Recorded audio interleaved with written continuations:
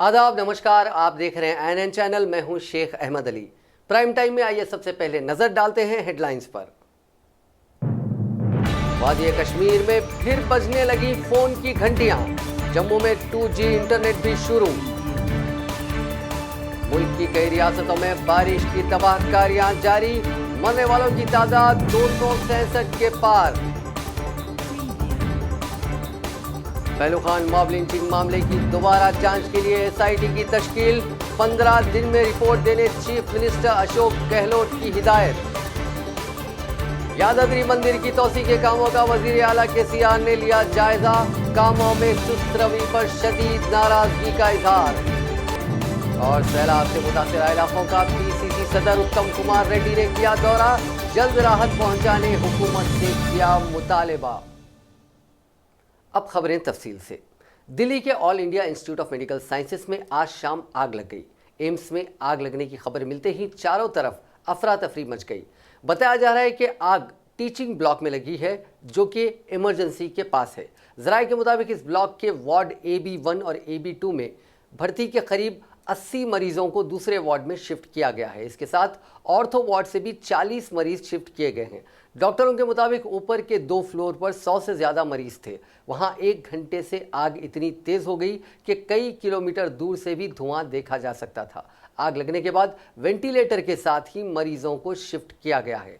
आग की इत्तला मिलते ही 34 फायर टेंडर्स मौके पर पहुंचकर आग बुझाने के काम में जुट गए हैं। फिलहाल इस हादसे में किसी के मरने या जख्मी होने की कोई खबर नहीं है। आग लगते ही बिल्डिंग को खाली करा लिया गया था।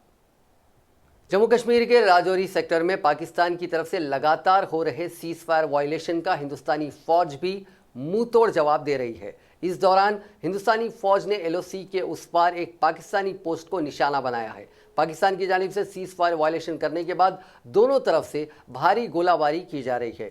इसी बीच जम्मू कश्मीर के राजौरी के नौशेरा सेक्टर में पाकिस्तान ने हफ्ते की सुबह सीज फायर वायलेशन करते हुए फायरिंग की, जिसमें हिंदुस्तानी फौज के जवान लॉन्स नायक संदीप थापा शहीद हो गए हैं।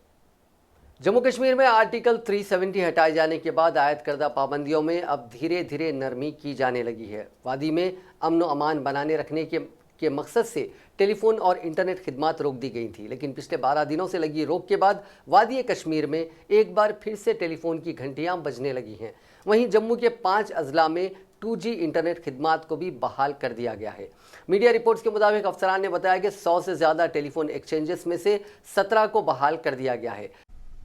Closely watched, there has been no untoward incident reported so far.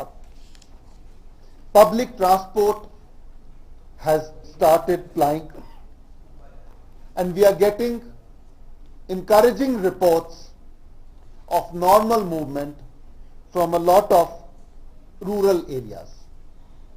We are looking forward to opening of schools, beginning with primary schools all over, and as we mentioned yesterday, there will be full functionality of government offices beginning Monday. Thank you very much. As I mentioned, in some parts of Jammu, it has already been opened, and we are going step by step, but the movement is positive.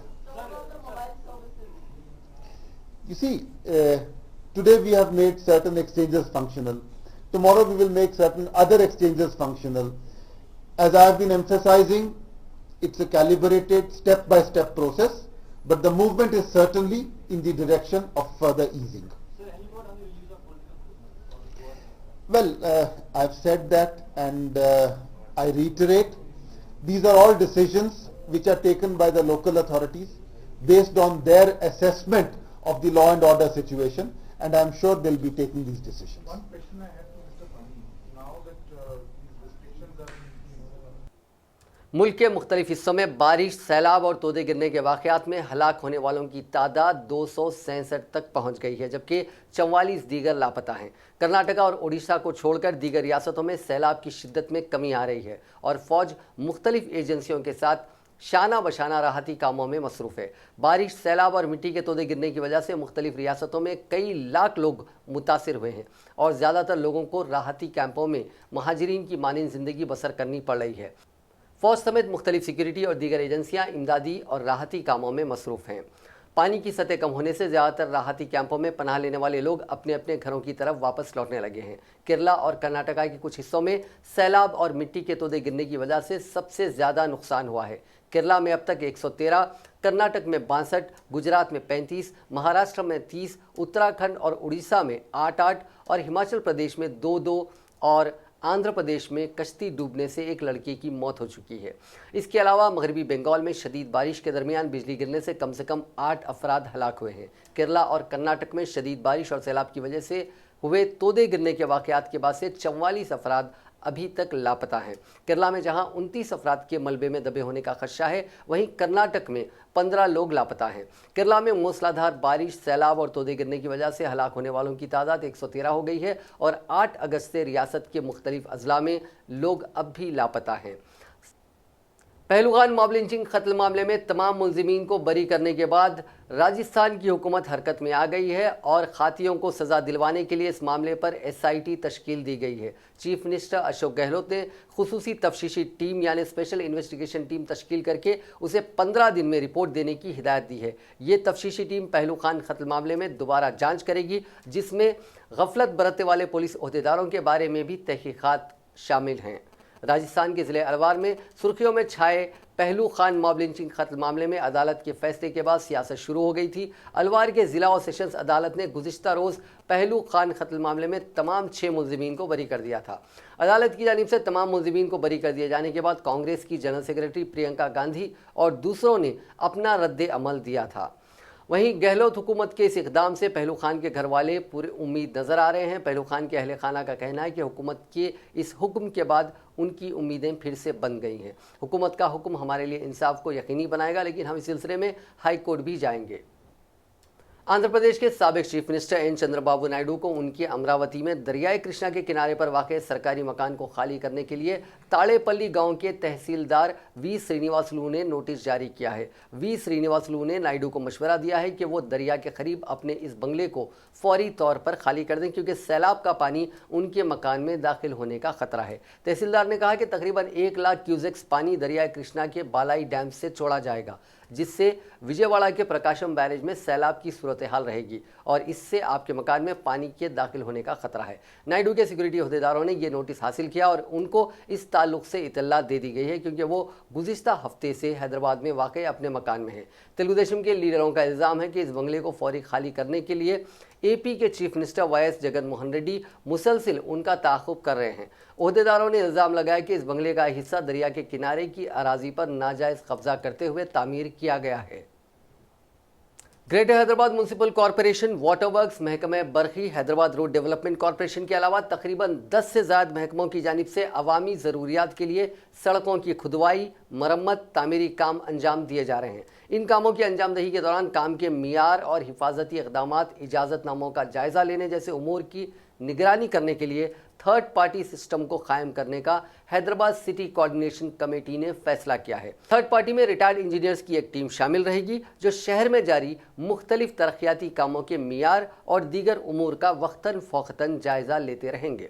Begumpet में वाक़ Hyderabad metro rail के दफ्तर में city coordination committee का इजलास मुनक़्क़िद हुआ। इस इजलास में GHMC कमिश्नर दाना किशोर, हैदराबाद मेट्रो रेल के managing director NVS Reddy, Telangana industrial infrastructure development corporation के मैनेजिंग डायरेक्टर वेंकट नरसिम्हा रेड्डी के अलावा मुख्तलिफ महकमों के चीफ इंजीनियर्स और आला ओहदेदार मौजूद थे। इजलास से खिताब करते हुए दाना किशोर ने कहा कि हर माह सिटी कोऑर्डिनेशन कमेटी का इजलास मुनक़्क़िद हो रहा है। शहर में तरक्याती कामों का जायज़ा लिया जा रहा है। ज़मीनी सतह पर इंजीनियरिंग के कामों के मियार और दीगर उमूर पर नज़र रखने की शदीद ज़रूरत है। इस सिलसिले में उन्होंने रिटायर्ड इंजीनियर्स पर मुश्तमिल एक टीम को थर्ड पार्टी के तौर पर खिदमात हासिल करने की तजवीज़ पेश की। इस तजवीज़ को कोऑर्डिनेशन कमेटी के इजलास में शरीक तमाम ओहदेदारों ने मंजूरी दे दी। उन्होंने कहा कि थर्ड पार्टी आज़ादाना तौर पर काम करेगी। उन्होंने कहा कि थर्ड पार्टी की जानिब से कॉन्ट्रैक्टर्स के कामों के मियार, तामीराती कामों का जायज़ा, टेंडर्स के उमूर का जायज़ा, कॉन्ट्रैक्टर्स की तफसीलात और दीगर उमूर की निगरानी की जाएगी।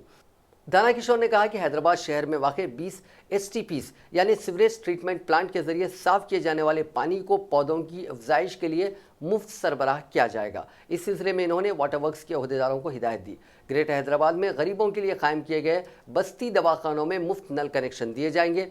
GHMC के चीफ इंजीनियर ने कहा कि शहर में हालिया बारिश की वजह से सड़कों पर 9,200 गड्ढे पड़ गए हैं, जिनमें 8,000 गड्ढों को भर दिया गया है। बाकी गड्ढों को भी बहुत जल्द मुकम्मल कर लिया जाएगा। सड़कों की मरम्मत के लिए 44 करोड़ रुपए खर्च किए जा रहे हैं। 221 मकामात पर काम शुरू किए गए हैं, जिनमें 170 तकमील के मराहिल में हैं। ग्रेटर हैदराबाद में गैर मुजाज तामीरात, फुटपाथ पर कब्जे, सड़कों पर कचरा डालने और तामीराती कामों का मटीरियल डालने पर बड़े पैमाने पर जुर्माने आयद किए जा रहे हैं।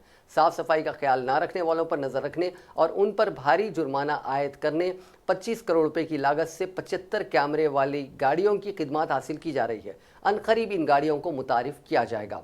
मलकपेट रेलवे अंडर ब्रिज के तोसी कामों के लिए 6 जायदादों को हासिल करने की GHMC के अहदेदारों को हिदायत दी गई है। गणेश विसर्जन के लिए मंजूर किए गए कामों को फौरी मुकम्मल करने की हिदायत दी गई है। चीफ मिनिस्टर के चंद्रशेखर राव भुवनगिर जिले में तामीर होने वाले यादद्री टेम्पल के कामों की सुस्त रवि पर शदीद बरहमी का इजहार किया। जराये के मुताबिक चीफ मिनिस्टर ने आज यादद्री मंदिर के तरक्याती कामों और टेम्पल सिटी के कामों का मुशाहिदा करने यादद्री रवाना हुए थे, जहां उन्होंने एक मकामी होटल में आला ओहदेदारों के साथ एक जायजा इजलास मुनक्किद करते हुए तरक्याती कामों की तफसीलात हासिल की। राय के मुताबिक वज़ीर आला ने इस मौके पर कामों की सुस्त रवि पर बरहमी का इजहार किया और ओहदेदारों से दरियाफ्त किया कि कामों को कब तक मुकम्मल कर लिया जाएगा, आया मजीद 5 साल तक काम जारी रहेंगे। चीफ मिनिस्टर की बरहमी पर ओहदेदारों ने खामोशी इख्तियार कर ली। इस मौके पर ओहदेदारों ने बताया कि मंदिर की तरक्की के लिए 473 करोड़ रुपए के तजावीज़ हुकूमत को रवाना किए गए हैं, लेकिन अब तक फंड्स जारी नहीं हुए, जिस पर चीफ मिनिस्टर ने ओहदेदारों से कहा कि वो इस सिलसिले में फाइनेंस सेक्रेटरी से बात करते हुए फंड्स की इजराई को यकीनी बनाएं। उन्होंने फौरी तौर पर 50 करोड़ रुपए जारी करने का ऐलान किया। तेलंगाना के chief secretary doctor SK Joshi ने माली साल 2019-20 के बजट की तैयारियों के लिए मुख्तलिफ महकमों से बजट तजावीज़ देने की हिदायत दी है। उन्होंने आज बजट की तैयारी से मुतालिक मुख्तलिफ महकमों के आला अहदेदारों के साथ एक इजलास मुनक्किद किया। इस इजलास में principal chief secretaries Rajeshwar Tiwari, Chitra Ramachandran, Adhar Sinha, Somesh Kumar, Shanti Kumari, principal secretaries Ramakrishna Rao, Sunil Sharma, Jayesh Ranjan, Parthasarathy, Vikas Raj Ghosh, secretary Sandeep Kumar Sultania, Janardhan Reddy, Mahesh Dutt, Niranjan Rao, sale tax commissioner Anil Kumar और दूसरे मौजूद थे।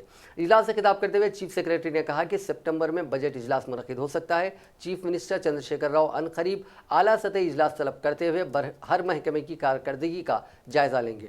उन्होंने ओहदेदारों को हिदायत दी कि वो बजट तजावीज़ को तैयार कर ले और हर महकमे को तरजीही बुनियाद पर बजट तजावीज़ हुकूमत को पेश करे। उन्होंने ओहदेदारों को इस बात की भी हिदायत दी कि वो अपने अपने महकमे की नुमाइंदगी करने वाले वज़रा के साथ भी जायजा इजलास मुनक्किद करें। मरकजी स्कीमात के लिए मरकजी बजट से फंड्स हासिल करते हुए गुज़िश्ता साल मरकज से हर एक स्कीम के लिए कितने फंड्स हासिल हुए थे, इसको भी जहन में रखा जाए। तेलंगाना प्रदेश कांग्रेस कमेटी के सदर और नलगुंडा के MP उत्तम कुमार रेड्डी ने आज दरियाए कृष्णा के सैलाब से मुतासरा सूर्यापेट जिले के मुख्तलिफ मौज़ूआत का दौरा किया और मुतासरा अवाम में खाने की अशिया और दीगर चीज़ें तकसीम की। उत्तम कुमार रेड्डी ने सूर्यापेट जिले के पालाकेडू, मुट्टमपल्ली, चंचलापलम मंडलों का दौरा करते हुए इन मंडलों के मुख्तलिफ मौज़ूआत में सैलाब से तबाह होने वाली धान, कपास और दीगर फसलों का मायना किया।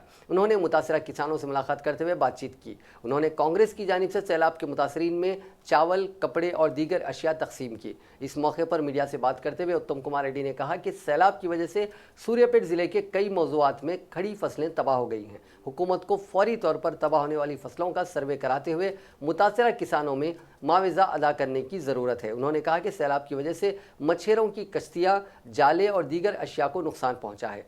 मछेरों को भी मुआवजा अदा करने का उन्होंने हुकूमत से मुतालबा किया।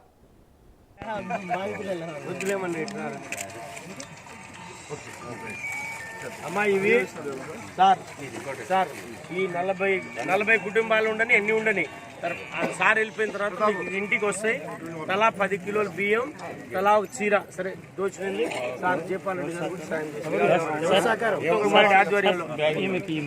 జయపాలరెడ్డి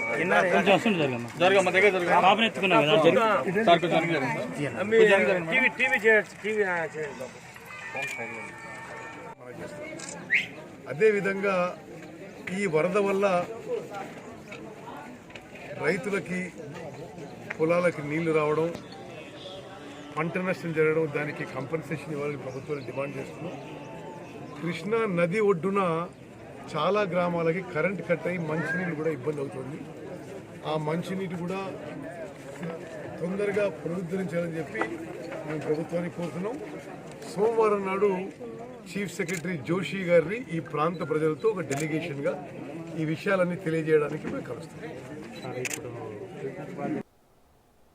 मरकजी ममलिकती वजीर दाखिला जी किशन रेड्डी ने हैदराबाद के नारायणगोड़ा के YMCA ग्राउंड में 21वें सालाना YMCA सालाना कारगिल विक्ट्री स्पोर्ट्स फेस्टिवल का इफ्तिताह किया। इस मौके पर किशन रेड्डी ने कहा कि पाकिस्तान के साथ जंग में हलाक होने वाले फौजियों की कुर्बानियों की याद ताज़ा करता है। उन्होंने कहा कि YMCA गुज़िश्ता 20 सालों से हर साल की तरह कुर्बानियों की याद में ऐसे प्रोग्रामों को अंजाम दे रहा है। उन्होंने इस पर इजहार तशक्कुर किया। किशन रेड्डी ने कहा कि खेलों में हम पीछे हैं। उन्होंने कहा कि हर तालिब इल्म को चाहिए कि वो किसी न किसी खेल का इंतखाब करें। शहर में खेलने के लिए कोई ग्राउंड्स नहीं है, इसलिए YMCA ग्राउंड को बचाने की ज़रूरत है। किशन रेड्डी ने यकीन दिलाया कि YMCA की नई इमारत का काम जल्द मुकम्मल करवाने की पूरी कोशिश की जाएगी। పూర్తి స్థాయిలో ఇండియన్ యూనియన్లో ఈరోజు భారత రాజ్యాంగాన్ని అమలు చేసే విధంగా చట్టాన్ని మార్చిన తర్వాత ఈరోజు నేను మీ ముందు నిలబడ్డాను. మా హోమ్ డిపార్ట్మెంటే ఆ చట్టాన్ని మార్చిందని చెప్పి మనం చేస్తాను. అదేవిధంగా కార్గిల్ అభివృద్ధి కోసం యూనియన్ టెరిటరీని ఏర్పాటు చేయడం జరిగింది. ఆ యొక్క యూనియన్ టెరిటరీ అభివృద్ధి కూడా నా చేతిలోనే నరేంద్ర మోడీ గారు పెట్టారని చెప్పి కూడా నేను మనవి చేస్తాను. చాలా సంతోషం. ఈరోజు క్రీడల విషయంలో మనము చాలా వెనుకబడి ఉన్నాము.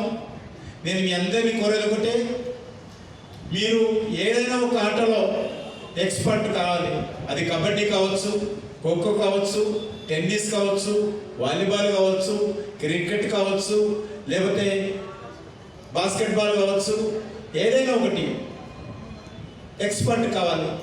జీవితంలో నేను ఏది ఆడుతున్నానంటే అన్నీ ఆడుతున్నానని కాదు, అన్నీ ఆడుతూ ఒక దాంట్లో నేను ఎక్స్పర్ట్ అయ్యాను అనే విధంగా ప్రతి విద్యార్థి కూడా జీవితంలో ఏదైనా ఒక ఆటలో ఆడాల్సినటువంటి అవసరం ఉంది. అది దురదృష్టం ఏంటంటే ఈరోజు మనకు గ్రౌండ్స్ లేవు, ఆడాలనుకున్నా కూడా గ్రౌండ్స్ లేవు. అయినప్పటికీ కూడా మరి ఏదో ఈరోజు YMCA చాలా రోజుల నుంచి కూడా ఈ గ్రౌండ్ను కాపాడుకుంటూ ప్రతిరోజు విద్యార్థులకు గ్రౌండ్ ఆడుకోవడానికి అవకాశం కల్పిస్తూ మన ప్రాంతంలో క్రీడల ప్రోత్సాహానికి YMCA ఎనలేని కృషి చేస్తుంది అని చెప్పి నేను ఈ సందర్భంగా మనవిస్తున్నాను. కాబట్టి నేను ప్రత్యేకంగా ఈ యొక్క YMCA కమిటీ కూడా క్రీడల విషయంలో ఎంతో జాగ్రత్త తీసుకొని ఒక డెడికేషన్ తోటి, ఒక డిటర్మినేషన్ తోటి, ఒక డిసిప్లిన్ తోటి ఈరోజు ఈ యొక్క స్పోర్ట్స్ను ఎంకరేజ్ చేస్తున్నటువంటి YMCAకి మరొకసారి నేను అభినందనలు తెలియజేస్తూ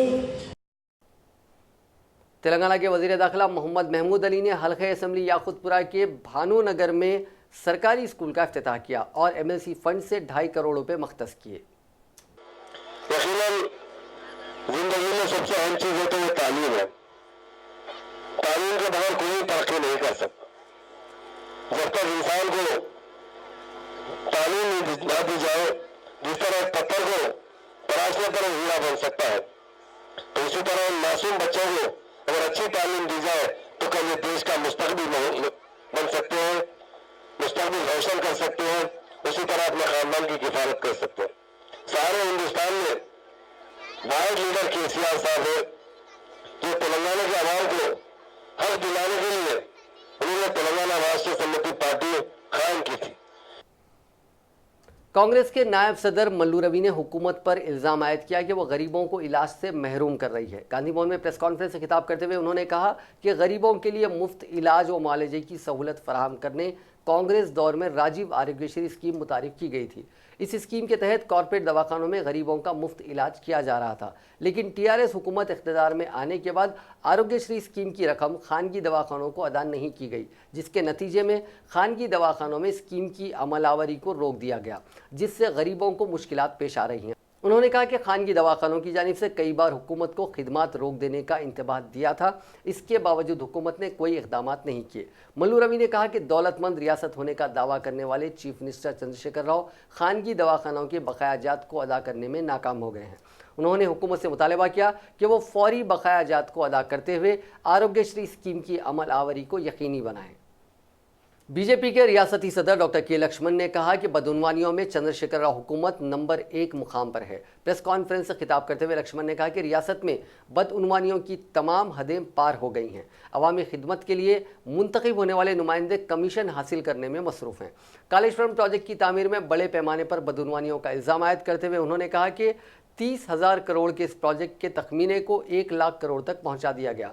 उन्होंने इल्जाम लगाया कि चीफ मिनिस्टर इसमें 6% कमीशन हासिल कर रहे हैं। लक्ष्मण ने कहा कि टीआरएस हुकूमत के हर स्कीम में एक स्कैम पाया जाता है। चंद्रबाबू नायडू का खौफ दिलाते हुए तेलंगाना अवाम के वोटों से टीआरएस इख्तिदार में आई। उन्होंने आरोग्यश्री स्कीम के बकायाजात की अदम अदायगी पर खानगी दवाखानों की जानिब से खिदमात रोक देने के फैसले पर अपने शदीद रद्द अमल का इजहार किया। उन्होंने कहा कि हुकूमत के पास आरोग्यश्री स्कीम के बकायाजात की रकम अदा करने फंड्स नहीं है, अलबत्ता सेक्रेटेरिएट और असेंबली की नई इमारतों की तामीर के लिए फंड्स मौजूद हैं। उन्होंने कहा कि असेंबली की इमारत के लिए 500 करोड़ रुपए ज़ाय करने की कोशिश की जा रही है। उन्होंने कहा कि हुक्मरानी शफाफ तौर पर अंजाम नहीं दी जा रही है, जिसकी वाज़ेह मिसाल 5 महकमों की जानिब से जारी करदा 1400 जियो वेबसाइट से गायब हैं। टीआरएस पार्टी के दफातर के लिए कम शरहों पर अराजी हासिल की गई, जिससे अवामी दौलत को नुकसान हो रहा है। कांग्रेस के रुकन पार्लियामेंट व कारगुजार सदर रेवंत रेड्डी ने आज हुकूमत को इंतबाह दिया कि नल्लामला के जंगलात में अगर यूरेनियम की खुदवाई की इजाज़त दी जाती है तो ऐसी सूरत में नल्लामला के इलाके ही नहीं बल्कि रियासत भर में इसके असरात मुरतब होंगे और नल्लामला के जंगलाती इलाकों में यूरेनियम की खुदवाई की इजाज़त देने के बाद खवालियों में पाए जाने वाली तशवीश के पेश नज़र रेवंत रेड्डी ने आज नागर कर्नूल ज़िले के अमराबाद मंडल का दौरा किया। इस मौके पर मीडिया से बात करते हुए रेवंत रेड्डी ने कहा कि यूरेनियम की खुदवाई से नल्लामला में पाए जाने वाले मुनफरिद जंगली जानवर, जड़ी बूटियां और कबायली अफराद को काफ़ी नुकसान होगा। खुदवाई से दरियाए कृष्णा का पानी भी आलूदा हो जाएगा। इस पानी के इस्तेमाल से कई बीमारियों में लोग मुब्तला हो सकते हैं। उन्होंने मकामी कबायलियों को मशवरा दिया कि वो सर्वे के लिए यहाँ आने वाले अहदेदारों का घेराव करें। उन्होंने मकामी अवाम को मशवरा दिया कि यूरेनियम की खुदवाई से दस्तबरदारी तक टीआरएस और बीजेपी के कायदीन का समाजी बाइकआउट करें। साबिक रुकन असेंबली पद्मावती रेड्डी ने कहा कि आजकल मुल्क में गैर आईनी हुकूमत चल रही है। राजीव गांधी की यौम पैदाइश के मौके पर प्रकाशम हॉल में मुनक्किदा प्रोग्राम में मेहमान खुसूसी की हैसियत से बात करते हुए पद्मावती रेड्डी ने कहा कि ये बदकिस्मती की बात है कि एक सेक्युलर मुल्क की हुक्मरानी मजहबी जज्बात से चलाई जा रही है। मुल्क में हमारी सकाफत, रिवायात, खाना और लिबास पर पाबंदियां आयद की जा रही हैं। उन्होंने कहा कि कांग्रेस के दौरे हुकूमत में मुल्क के तमाम मज़ाहिब को आज़ादी का हक़ दिया गया था, लेकिन मौजूदा हुकूमत राजीव गांधी की हुक्मरानी के तसव्वुर के बरखिलाफ़ है, जो इंतहाई तकलीफदा बात है। उन्होंने कहा कि राजीव गांधी ने एक तकनीकी इनकलाब बर्पा किया था। उन्होंने कहा कि इससे पहले कि हम मज़ीद आगे बढ़े, मुल्क की सलामती के लिए हम सबसे पहले पक्के हिंदुस्तानी बन जाए। ये इस मुल्क की सालमियत के लिए ज़रूरी है। इस इजलास में TPCC general secretaries Vinod Reddy और प्रेमलाल के अलावा दीगर मौजूद थे। ऑफ इंडिया, बाकी और कुछ नहीं। जिस कॉन्स्टिट्यूशन ऑफ इंडिया को हम सब, हमारे बुजुर्ग सब, आपके पेरेंट्स, आपके टीचर्स, हम सब, हमारे पेरेंट्स, बीइंग सो डिफरेंट, इतनी पूरी बड़ी भारत देश में जो एक एक स्टेट का खाना पीना, रहन सहन, बोलना, कल्चर इतना अलग अलग रह के भी इतने सालों से India has got a name of a peaceful nation. वो किस लिए हुआ है? ऑल द रूलिंग पार्टीज जो पीछे जो रूल करके गए हैं, every one of them, the leaders, the followers, the citizen, everybody followed our Bible, Quran, Bhagavad Gita जो था कॉन्स्टिट्यूशन ऑफ इंडिया। उसके तहत हर सिटीजन भी चला था, हर लीडर भी चला था। पार्टी कौन सा देखा नहीं। जैसे अफजलुद्दीन भाई बोले थे, पहले सिटीजन हैं हम। सिटीजन का बेसिक रूल भी होता है, रेस्पॉन्सिबिलिटी भी होता है, बाध्यता కూడా మనది। जो बिहेव एआईसीसी सेक्रेटरी संपत कुमार ने इल्ज़ाम लगाया है कि तेलंगाना में बीजेपी और टीआरएस नामर्दगी की सियासत कर रहे हैं। मीडिया से बात करते हुए उन्होंने कहा कि केसीआर अपनी बदउनवानियों पर पर्दा डालने के लिए बीजेपी की गैर मशरूत हिमायत कर रहे हैं। उन्होंने कहा कि टीआरएस कायदीन रियासती सतह पर बीजेपी को निशाना बनाते हैं, तो वहीं दूसरी तरफ पार्लियामेंट में बीजेपी के तमाम बिल्स की तायद करते हुए अपनी नामर्दगी का सबूत दे रहे हैं। टीआरएस के एमपीज ने आंध्र प्रदेश रीऑर्गेनाइजेशन बिल की अमल आवरी का मुतालबा नहीं किया और बीजेपी की जानिब से तेलंगाना बिल की तौहीन करने पर भी वो खामोश तमाशाई बने रहे। रियासत में गुज़िश्ता 5 साल से लक्ष्मण को केसीआर की मनमानी दिखाई नहीं दे रही है। अगर लक्ष्मण नामर्दगी की सियासत नहीं कर रहे हैं तो केसीआर की बदउनवानी के मामले में वो मरकजी हुकूमत की कार्रवाई की दरख्वास्त क्यों नहीं कर रहे हैं। सॉरी, ये जो 15-20 दिन से तेलंगाना सियासत की माहौल पूरा टीआरएस पार्टी का केटीआर, बीजेपी पार्टी का लक्ष्मण दोनों मिलके खराब कर दिए। दोनों भी एक स्ट्रेट फॉरवर्ड सियासत से बिना ये नपुंसक की सियासत करना चाह रहे, नपुंसक की राजनीति चलाना चाह रहे तेलंगाना स्टेट में। उसलिए कांग्रेस पार्टी के तरफ से डिमांड कर रहे कि रिक्वेस्ट कर रहे, आप सही भी सियासत करना है। बीजेपी के ऊपर जो भी एलिगेशंस है, यहाँ 5 साल बीजेपी के साथ चल के पार्लियामेंट में या बाहर हर एक बिल में नोटबंदी हो, जीएसटी हो, प्रेसिडेंट इलेक्शन हो, वाइस प्रेसिडेंट इलेक्शन हो, या 370 हो, तलाक बिल हो, सबको मदद देते। यहाँ पे टीआरएस की केटीआर आके बीजेपी को गालियां देते। जातीयवाद मीन्स नेशनलिटी एंड कम्युनलिज्म दोनों मिलजुल के पूरा देश का माहौल खराब कर दे रहे बोल के बोलने से टीआरएस की नेता केटीआर अगर सही है तो बीजेपी का जो भी है, बीजेपी का जो भी आप बोलना चाह रहे बराबर बाहर बोलना है, मगर अंदर अंदर सपोर्ट करके बाहर ऐसा बोलने का कोई मतलब नहीं है। उसको बोलते नपुंसक सियासत। वो नपुंसक सियासत नहीं करना बोल के डिमांड कर रहे कांग्रेस पार्टी की तरफ से। सेम वैसी लक्ष्मण जी भी बीजेपी के प्रेसिडेंट के मुताबिक से TRS party undemocratic party, family party, वो पार्टी, ये पार्टी, करप्शन पार्टी बोल के बोल रहे, मगर वो जो पार्टी के ऊपर जो केसेस है वो नईम का केस हो या ड्रग्स केस हो, मियापुर लैंड्स केस हो, नहीं तो आप लोगों का खुद रिप्रेजेंट करे सो करप्शन केस हो, इंटरमीडिएट बोर्ड केस हो, वो सब सेंट्रल गवर्नमेंट है, आप हुकूमत में है, हुकूमत में है सो पार्टी जो करना है तेलंगाना में वो करके पूरा केसेस को निकाल के टीआरएस पार्टी का गलती क्या है वो निकाले तो आपको भी समझते सही सियासत कर रहा बोल के, एक मशहूर सियासत कर रहा बोल के, नहीं तो आपको भी नपुंसक सियासत कर रहा बोल के समझ सकते। इसलिए लक्ष्मण जी और केटीआर दोनों अच्छे तरीके से सियासत करो। तेलंगाना के आरजी सेक्रेटेरिएट के इलाके में ट्रैफिक तहदीदात आयद कर दी गई हैं। बीआर के भवन के रूबरू सड़क को आरजी सेक्रेटेरिएट की पार्किंग के लिए मख्तस किया गया है। हफ्ते के दिन सुबह से ही लिबर्टी से बीआर के भवन जाने वाली सड़क पर ट्रैफिक तहदीदात आयद करते हुए आदर्श नगर जाने वाली ट्रैफिक को अंबेडकर मुजस्समेता तेलुगुतली ट्रैफिक सिग्नल से मोड़ा गया है। आरजी सेक्रेटेरिएट की पार्किंग भी शुरू हो गई है। वाज़ेह रहे कि सेक्रेटेरिएट की मुंतकली का अमल शुरू हुए 9 दिन गुजर चुके हैं, लेकिन अभी तक किसी भी एक महकमे की मुंतकली का काम मुकम्मल नहीं हुआ है। जानवरों से मोहब्बत करने वालों के लिए एक बुरी खबर है। हैदराबाद के नेहरू ज़ूलॉजिकल पार्क में 14 साला सफ़ेद रॉयल बंगाल टाइगर की मौत हो गई है। जू के जिम्मेदारों ने बताया कि इसके दिमाग में ट्यूमर हो गया था, जिससे वो बेहद कमज़ोर हो गया था और हफ्ते के दिन उसकी मौत वाक़ हो गई। नाजरीन, प्राइम टाइम में एक बार फिर से नजर डालते हैं हेडलाइंस पर। वादी कश्मीर में फिर बजने लगी फोन की घंटियां। जम्मू में 2G इंटरनेट भी शुरू। मुल्क की कई रियासतों में बारिश की तबाहकारियां जारी। मरने वालों की तादाद 266 के पार। पहलू खान मॉब लिंचिंग मामले की दोबारा जांच के लिए SIT की तश्कील। 15 दिन में रिपोर्ट देने चीफ मिनिस्टर अशोक गहलोत की हिदायत। यादाद्री मंदिर की तोसी के कामों का वजीर आला केसीआर ने लिया जायजा। कामों में सुस्त रवि पर शदीद नाराजगी का इजहार। और सैलाब से मुतासिर इलाकों का PCC सदर उत्तम कुमार रेड्डी ने किया दौरा। जल्द राहत पहुंचाने हुकूमत से किया मुतालिबा। नाजरीन, आज के प्राइम टाइम में बस इतना ही। देखते रहिए ANN चैनल।